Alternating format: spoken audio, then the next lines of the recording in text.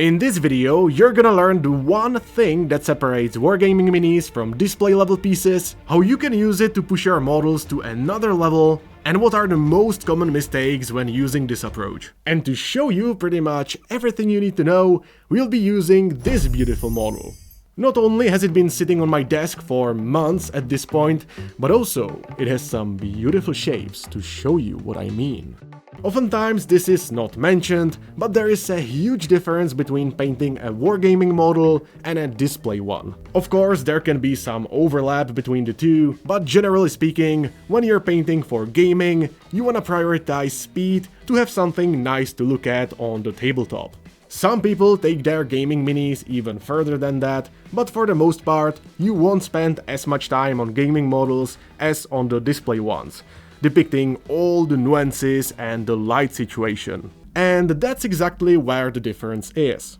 For gaming, it's fine to just base coat your minis, shade them a little bit, and paint some edge highlights. However, to push your models further, you gotta paint light. So on this model, I have started from a black primer. This is quite important to me because that way I can take reference photos for painting. You see, when I tell you that you gotta paint light, the first thing that pops into someone's head is, "But Zumikito, how the f do I do that?" And in reality, everything that you see is just light reflected from the objects around you.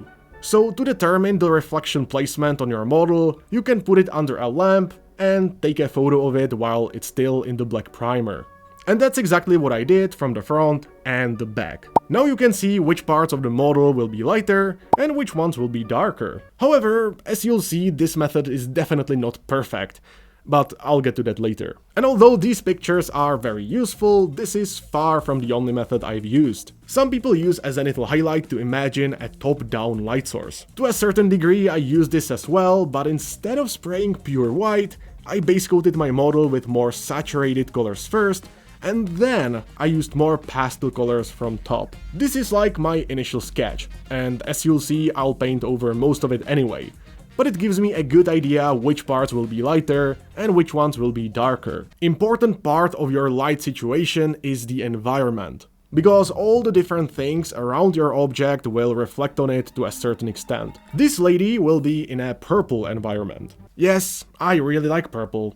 Guilty as charged. And even her skin should be very pale and sickly, so to reinforce that impression, I added some of that into the shadows. You could glaze it with your paintbrush just fine, but it'll take longer. Now, if you think that Airbrush is this magical, almighty tool that makes everything suddenly glorious, well, I have news for you. You're right. Nah, just playing. While Airbrush was useful for the initial stages, Paintbrush is crucial for everything else. Everything you can do with your Airbrush can be done with your Paintbrush, and not the other way around. So you can notice the way I highlight some of the facial features, and obviously this wouldn't be possible with Airbrush. Usually the nose, upper cheeks and the forehead are the lightest, and you can even see that in my black primer reference. However, there is another method to find the light reflections. Aside from using black primer photos or a zenithal highlight, you can follow someone else's work. And since this is a Kingdom Death model, there is no better reference than the original box illustration. In the end, you'll see I didn't follow it 100%, but for the skin reflections, I certainly did. There is also this very nice blush, so I decided to paint it as well.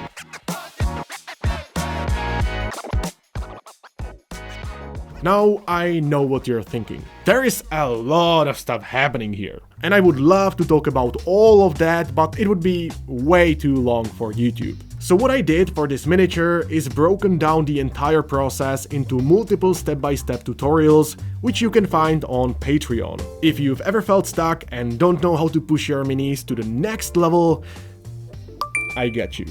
There are many tutorials, which will help you apply techniques like non-metallic metal or glow effects to your own work. Part 1 for this miniature is already out and it'll help you paint better faces in no time. So if you wanna improve your painting, check it out, there is gonna be a link in the description.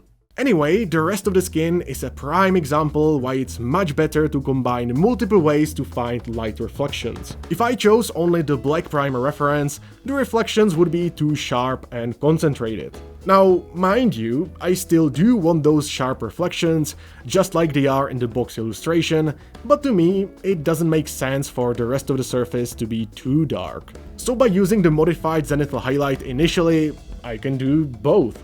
This will imply that the entire model is lit from above with more subtle light source, and from the front and the back with a sharper, more intense light, which works nicely in my opinion. If you remember, I've used some of this footage in my other video, where I talk about glaze drawing. Techniques are important for sure, but at the end of the day they are just used to portray light on your models in various ways. Different techniques and blending methods depict light differently. But again, at the end of the day, it's all about placing paint at the right spot. I am sure that many of you already know where to paint the light reflections, whether you use others' art as an inspiration, black primer photos as a reference, or as a zenithal highlight.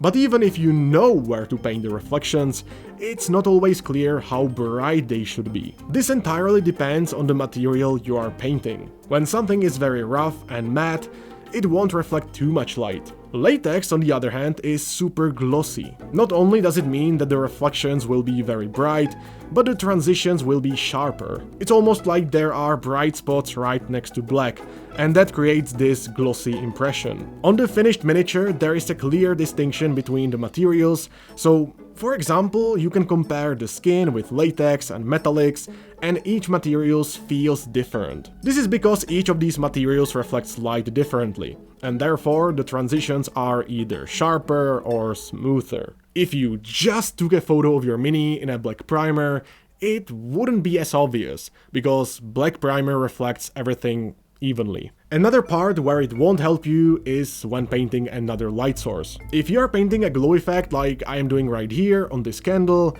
you gotta use another tool in your arsenal: imagination.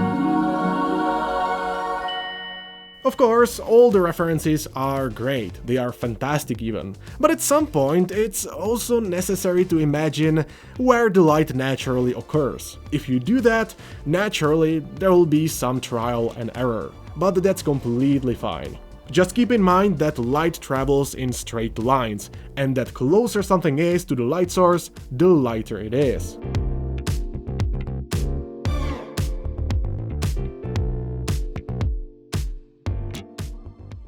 So now, as we go paint some non-metallic metal, it's pretty clear that it's no different from painting anything else. Of course, the reflections are not as sharp as on the latex, but significantly sharper than the skin. But even more importantly, I want to touch on a whole different subject. You see, some people still think that non-metallic metal is not a good technique, because it doesn't look good from all angles. And maybe I could understand that when talking about gaming minis, but that's about it.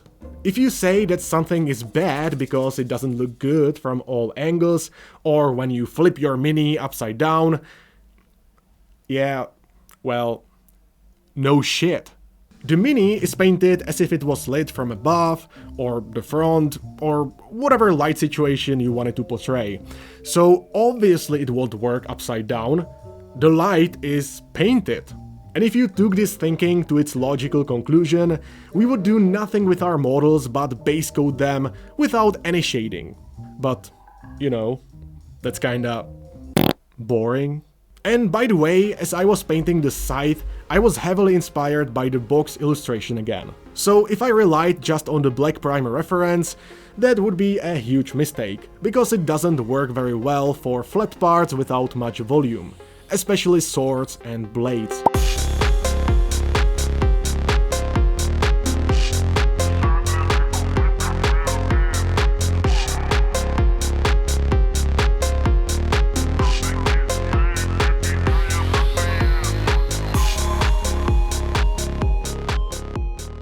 To a certain extent, every part that is shaded heavily and which is quite reflective encounters this issue of not looking great from all angles. Hair is another example. For inspiration, you can always look at shampoo or hair dye commercials and you'll see that hair is quite reflective.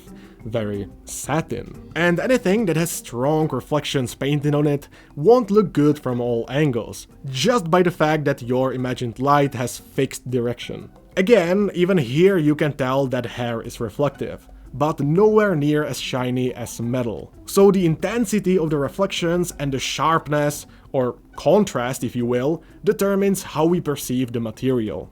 Still, it's a good practice to use a lot of bright colors near the face, because that's usually the focal point of your model. So when you zoom out, you'll notice that I intentionally make the face and the hair nearby very bright, because that's where I want your attention. So far, we mostly talked about surfaces that are pretty smooth, but when you paint, you depict light even on rough materials. While painting the bone staff, you can see that all I do is paint lines of various thickness. This will result in that harsh, old surface that we often associate with bones. This doesn't mean that I don't make any effort to blend any of that, but the visible imperfections are definitely desired.